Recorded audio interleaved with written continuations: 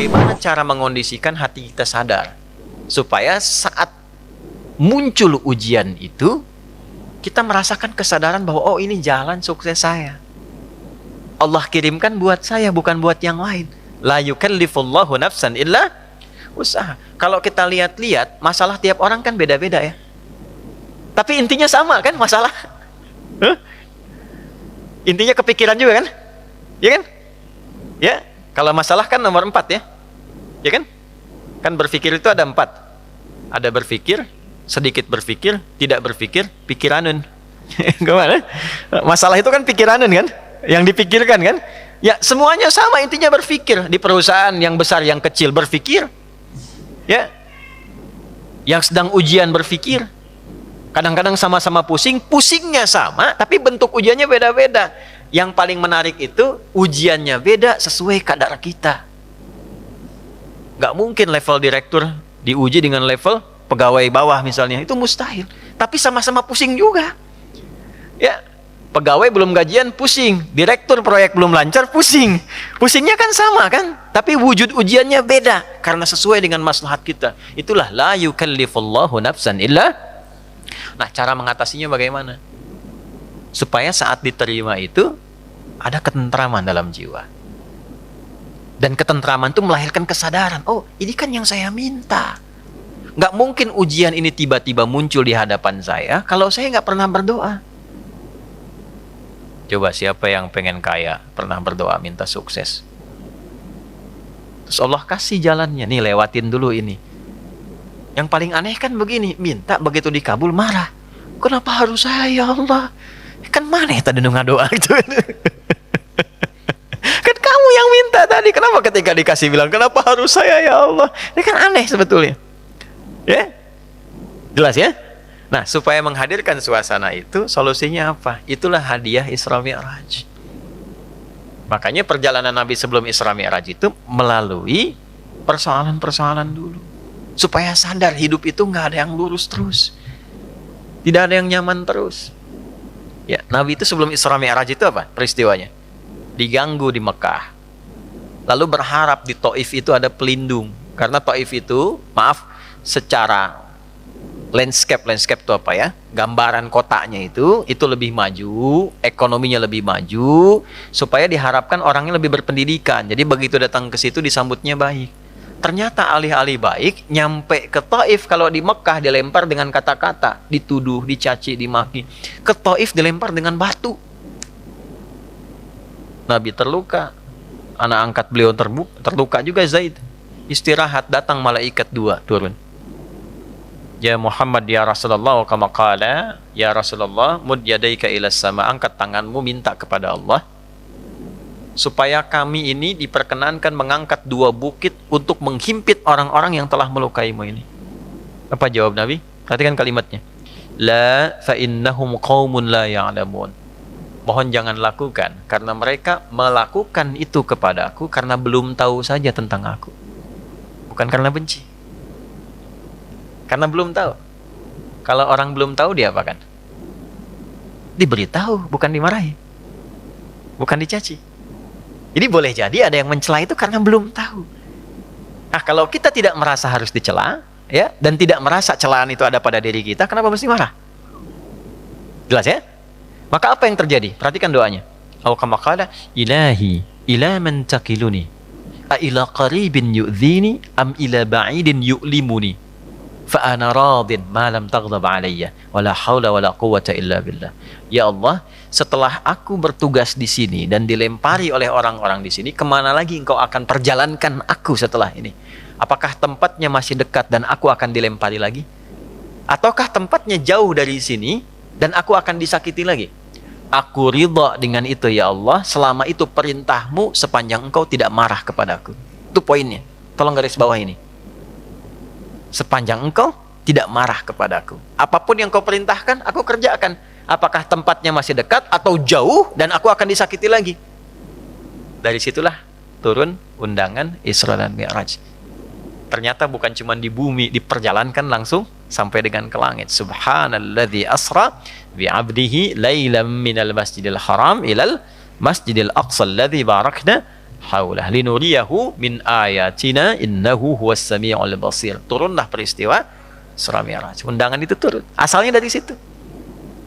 Jadi ketika kita itu sadar bahwa semua apa yang kita alami ini ujian dari Allah untuk membantu kita meningkatkan kualitas hidup, mengabulkan doa kita, disitulah anugerah akan turun. Tapi kalau kita banyak mengeluh, capek. Ya, ini saya kasih gambaran gini. Ibu tahu cacing nggak? Cacing tahu ya? Mas tahu cacing ya? Pak, cacing itu kalau saya punya wajan tuh buat gorengan, panasin. Cacingnya dikesituin tuh. Ya. Kalau belum panas kan dia diam ya. Kalau udah dipanasin dia ngapain? Rungkel-rungkel tuh. Orang Banten rungkel-rungkel. Ya. Ngapain cacingnya? Hah? Gerak-gerak gitu kan?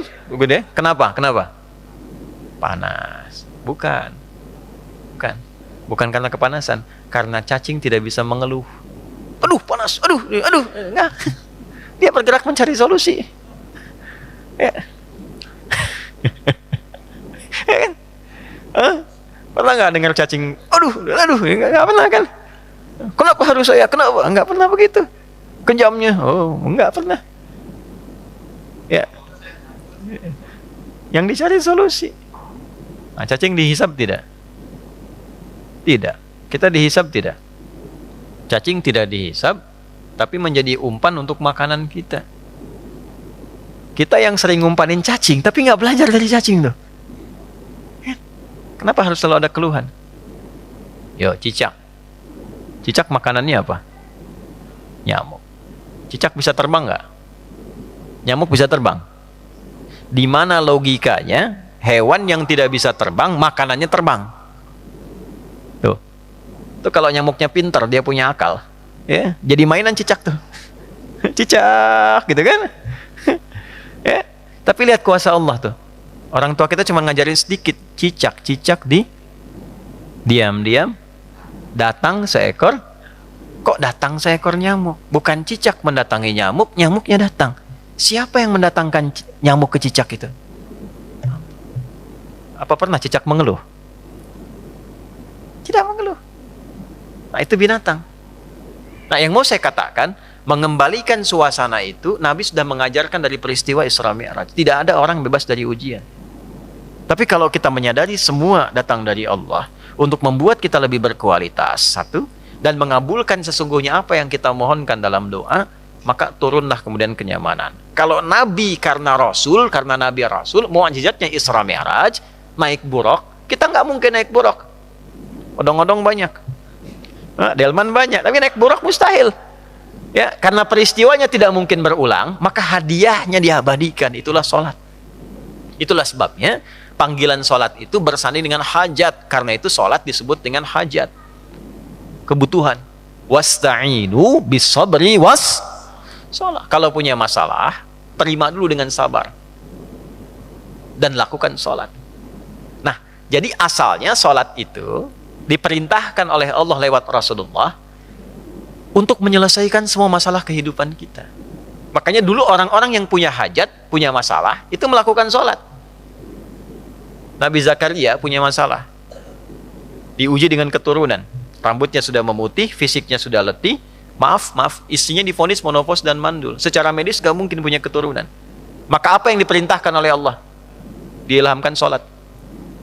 Di Quran surah 3 ayat 38 sampai 39, ya, hunalika da'a Zakaria rabbah qala rabbi habli min ladunka dzurriyyatan thayyibah innaka sami'ud du'a fanadathul malaikatu wa huwa qa'imun yusalli fil mihrab annallaha yubashshiruka bi Yahya.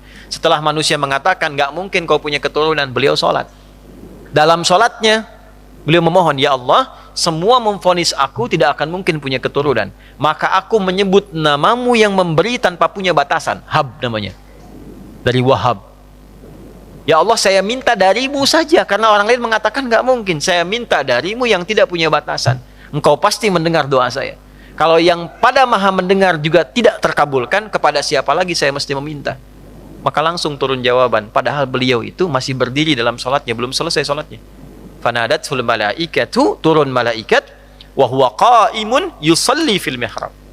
sedangkan beliau masih berdiri dalam sholatnya. Turunlah berita, disampaikan akan punya anak, namanya langsung dari Allah, Yahya. Nabi Musa sholat. Musa itu sholat. Quran surah 20, Thaha ayat 14. Innani anallahu la ilaha illa ana fa'budni wa aqimis salata li dzikri. Nabi Isa sholat.